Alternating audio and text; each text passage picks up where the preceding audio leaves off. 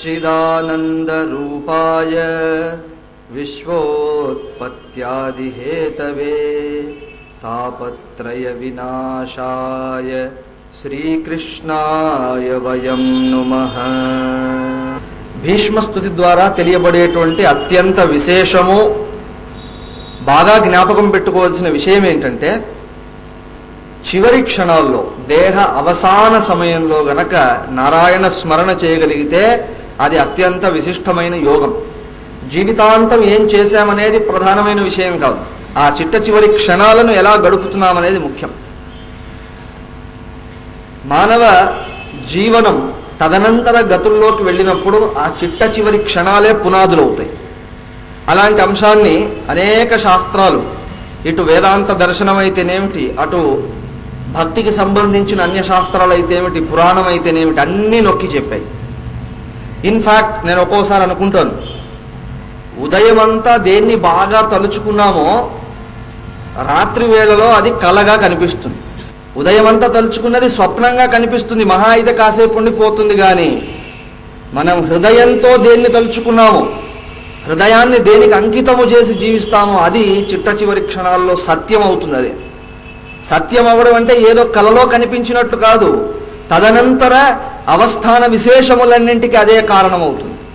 కాబట్టి చిట్ట చివరి క్షణంలో ఏదో తలుచుకుంటాం భగవంతుణ్ణి, అదే చాలా ఈజీ అఫైర్ అనుకోవద్దు. భగవంతుడు ఏదో సులభోపాయం చెప్పినట్టుగా భగవద్గీతలో కనిపించాడు. చివరి క్షణాల్లో నన్ను గలక తలుచుకుంటే నన్నే చేరుతాడు అన్నప్పుడు అదేదో చాలా ఈజీ అన్నట్టు అనిపిస్తుంది, కానీ అసాధ్యమైన పని. కానీ భీష్మాచార్యులను చూస్తే వారు చిట్ట చివరి క్షణాల్లో మనస్సులోని అన్య విషయములన్నింటినీ త్యజించారు.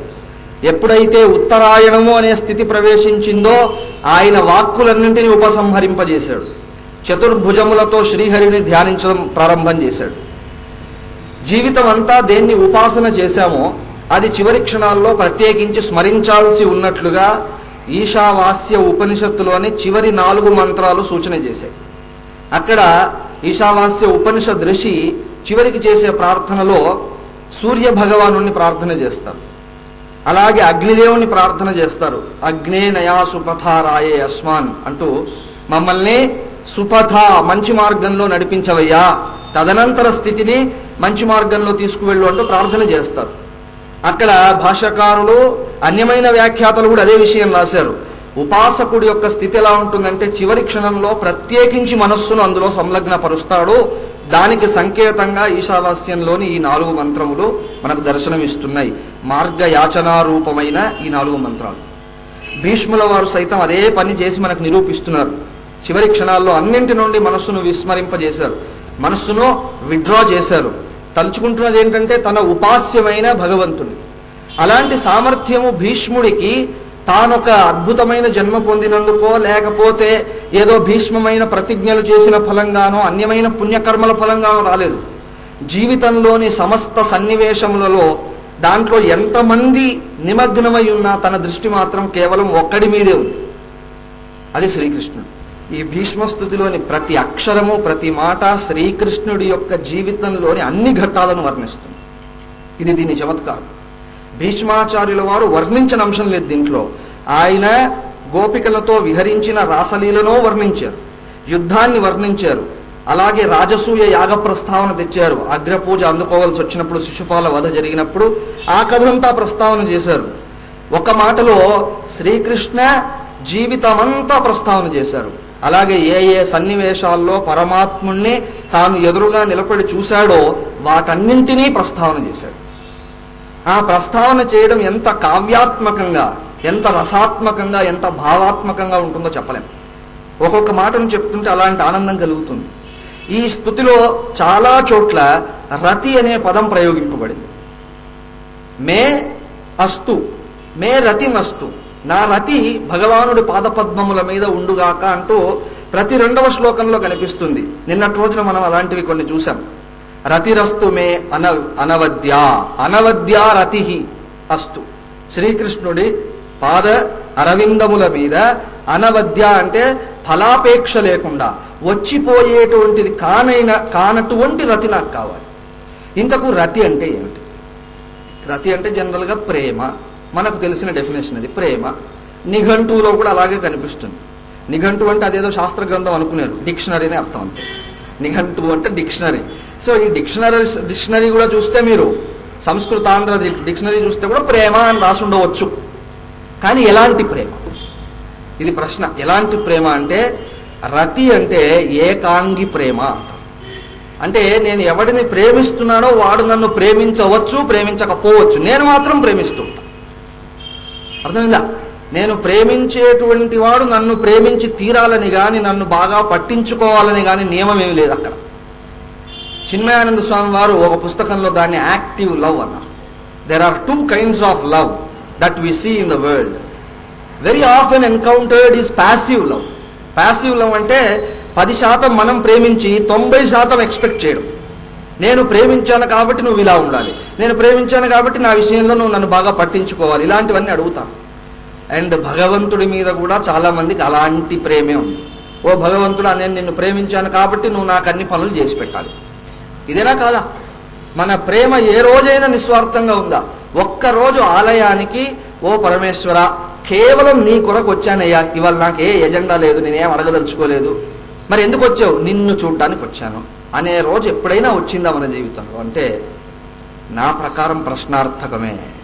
కానీ ఆయన అంటున్నాడు, నువ్వు నాకు మోక్షం ఇస్తావా ఇవ్వవా నాకు అనవసరం, నువ్వు నన్ను పట్టించుకుంటావా పట్టించుకోవా నాకు అనవసరం, ఇన్ఫ్యాక్ట్ నీతో నాకేం పని లేదు, అయినా సరే నీ పాద పద్మముల మీద నా వైపు నుంచి అనవద్యమైన రతి ఉండుగాక, ప్రేమ ఉండుగాక. నిజమైన భక్తి ఇది, అహేతుకీ భక్తి అంటారు. అంటే ఏ ఫలం లేదు, కనీసం నా వైపు చూడవయ్యా అనేది కూడా లేదు, నా వైపు చూసేంత అవసరం కూడా నీకు లేదు. You be busy with your own things. నువ్వు నీ పనుల్లో నీ పని చేసుకుంటూ ఉండు, నాతో సంబంధమేం అక్కర్లేదు, కానీ నా వైపు నుండి మాత్రం నిన్ను ప్రేమిస్తూనే ఉంటాను. ఆ ప్రేమను అలా ఉంచంతే. ప్రపంచం ఏమనుకుంటుందో నాకు అనవసరం, నువ్వేమనుకుంటావో కూడా నాకు అనవసరం, నేను మాత్రం అలా ప్రేమిస్తూ ఉంటాను. నీ పాదపద్మ సంసేవాసక్తి నాకు అలా కావాలని మాటి మాటికి అడుగుతాడు. మొదటి శ్లోకాన్ని నిన్న చూశాం. నా మనస్సును నీకు ఇస్తున్నానయ్యా, ఎందరో కన్యలతో విహరించావు నీవు, ఎందరో భార్యలు ఆయనకి 16,100 చిల్లర. ఇవి అఫీషియల్ రికార్డ్స్. ఇవి నెక్స్ట్ మీరు ఊహించవచ్చు. కాబట్టి ఇంతమందిని ఎలాగో చేసుకున్నావు, నా దగ్గర ఒక అమ్మాయి ఉంది, ఆ అమ్మాయిని ఇస్తాను తీసుకో. ఎవరా అమ్మాయి? మనస్సు అనే కన్యను నీకు ఇస్తాను, తీసుకెళ్ళిపో. శ్రీకృష్ణుడు అన్నాడు, ఆ ఊరికే వచ్చేస్తుంది ఏమిటి, కన్యని ఇస్తానంటే ఆవిడ ఒప్పుకుంటుందా? కన్యా వరయతే రూపం అన్నారు. కన్య ఒకరిని ఇష్టపడాలంటే కేవలం బ్యాంకు బ్యాలెన్స్ ఉంటే సరిపోదు, మంచి రూపము కూడా కావాలి. అర్థమైందా? కాబట్టి నా దగ్గర ఏం రూపం ఉందయ్యా, నేనేమో నల్లగా కూర్చొని ఉన్నాను, అందరు నన్ను విక్రిస్తూనే ఉన్నారు, కాబట్టి నా దగ్గరికి నీ కన్య నా దగ్గరికి రాదు కదా. అంటే ఆయన అంటున్నాడు, స్వామి ఎంత, ఎవరలా అన్నది, ఎవరా మూర్ఖులు అలా అన్నది, నీ స్వరూపం ఎలాంటిది? త్రిభువన కమనం, 3 లోకాలను ఆకర్షించే రూపం అనేది. కృష్ణ అంటే అర్థం అది, ఆకర్షణాత్ కృష్ణ, కర్షతి ఆకర్షతి ఇది కృష్ణ, అందరినీ ఆకర్షించేటువంటి వాడు కృష్ణుడు అనేటువంటి అర్థం ఉంది. మనం భ్రమర గీతం కూడా చూస్తాం. ఆ భ్రమర గీతాదుల్లో ఈ రాధాదేవి చేసే ప్రస్తావన అలాగే ఉంటుంది. భ్రమరములన్నీ వచ్చి ఝుంకారం చేస్తూ ఉన్నాయి, పాట పాడుతున్నాయి, ఆవిడకు అర్థం అవుతోంది అది అని. ఏమ్మా కృష్ణుడి గురించి ఆలోచిస్తున్నావు అంటే, చీచి అతని గురించి ఆలోచించే అవసరం నాకేంటి, ఎప్పుడు అనగా ఏదో వేరే ఊరు వెళ్ళాడు, వచ్చాడా అసలు నన్ను చూడ్డానికైనా వెనక్కి వచ్చాడా, అతనితో నాకేం అవసరం కదా, నాకు అతనితో అణుమాత్రము సంబంధం లేదు, ఎవరో ఆ కృష్ణుడు నాకు అనవసరం. అక్కడ వెళ్ళి ఆ పట్టణంలో, ఎందుకంటే ఇదంతా పల్లె, అది సిటీ, సిటీలో ఎవరైనా మంచి అమ్మాయిలు ఉన్నారేమో అక్కడే కూర్చుండిపోయాడని ఈవిడనింది. ఆ భ్రమరాలు అన్నాయి, నువ్వు పల్లెలో ఉండేదానివి, నువ్వే ఆయన్ని ఇష్టపడట్లేదు, పట్టణంలో ఉండేవాళ్ళు ఏమి ఇష్టపడతారు, నువ్వేం టెన్షన్ పడక్కని. అప్పుడు అంటుంది ఈవిడ, నోరు మూసుకో, 3 లోకములలో ఆయనని ఇష్టపడని స్త్రీ అంటూ లేదు ఇప్పటి వరకు అని. పైకేదో అంటుంది కానీ లోపల చెప్తుంది, ఈ లోకము కాదు, దివి భువి రసాతలం, ఈ 3 లోకాల్లో కూడా ఇప్పటి వరకు ఏ స్త్రీ జన్మించలేదు ఆయన్ని ఇష్టపడకుండా ఉండడానికి. ఆయన గనక ఒక చూపు చూశాడంటే తప్పించుకోవడం ఇంకా ఎవ్వడి వల్ల కాదు, మన్మధుడు సైతం పడిపోవలసిందే అక్కడ. ఈ బ్రజభూమిలో పుట్టినటువంటి భక్తులు శ్రీకృష్ణ స్తుతి ఎన్ని రకాలుగా చేశారో. ఒక భక్తుడు స్తుతి చేశాడు, ఆ స్తుతి ఎలా ఉందో తెలిసినా, నాయనా యాత్రికులారా తీర్థయాత్రలకని అటు ఇటు వెళ్ళండి కానీ బృందావనం రాకండి, హే యాత్రికాహ మా ఆగతః బృందావనం మా గతః. బృందావనం రావద్దు మీరెవరు, మీరేదో దేవుడు ఉన్నాడని వస్తున్నారు ఇక్కడికి. అత్ర అస్త్యేక ధూర్తః, ఇక్కడ ఒక ధూర్తుడు ఉన్నాడు. భక్తుడు ఏదైనా అంటాడండి, భగవంతుడు పడతాడు, ఆయనకేం బాధ లేదు. ఇక్కడ ఒక ధూర్తుడు ఉన్నాడు. ధూర్తుడు అంటే ఏంటంటే అర్థం, ధూర్తుడు అంటే సంస్కార విహీనుడు అని అర్థం. అలాగే దొంగ, ఇక్కడ ఒక దొంగ ఉన్నాడు, ధూర్తుడు ఉన్నాడు. కాబట్టి మీరేదో దేవుడు ఉన్నాడని వస్తున్నారు కానీ రాకండి, ఇంకెక్కడికైనా పోండి తీర్థయాత్రలకి.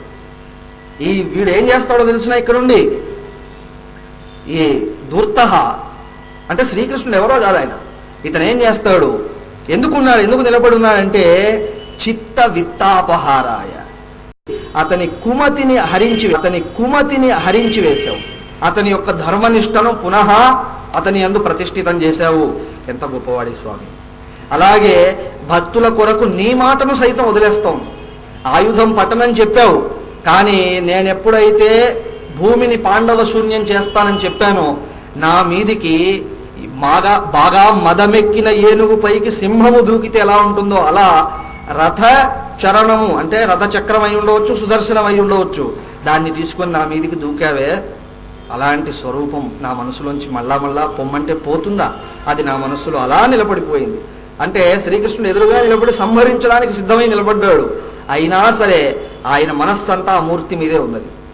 శిత విశిఖహతో విశీర్ణ దంశ క్షతజ పరిప్లుత ఆతతాయినో మే ప్రసభమభిససార మద్వధార్థం సభవతు మే భగవాన్ గతిర్ముకుంద.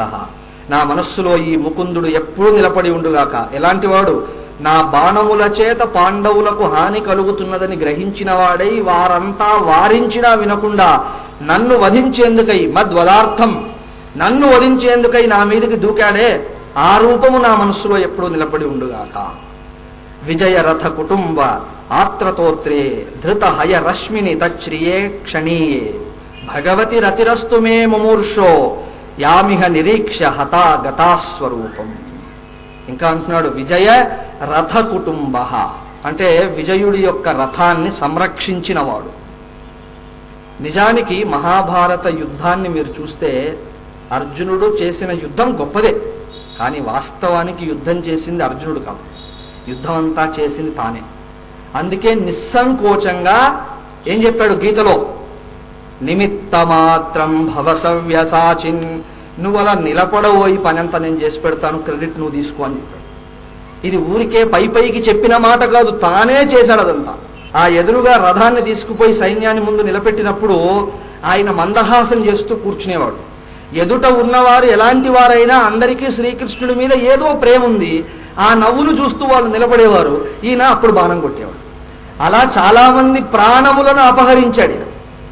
భీష్మాచార్యులు వారు అది కూడా అంటున్నారు, ఏదో చిన్నప్పుడు వెన్న దొంగిలించావని అది దొంగిలించావని విన్నాను, కానీ యుద్ధంలో ఎంత దొంగతనం చేశావను, ఎదుటి వారి ఆయుష్ను దొంగిలించావు, వాళ్ళ ప్రాణాన్నే తీసేసావు.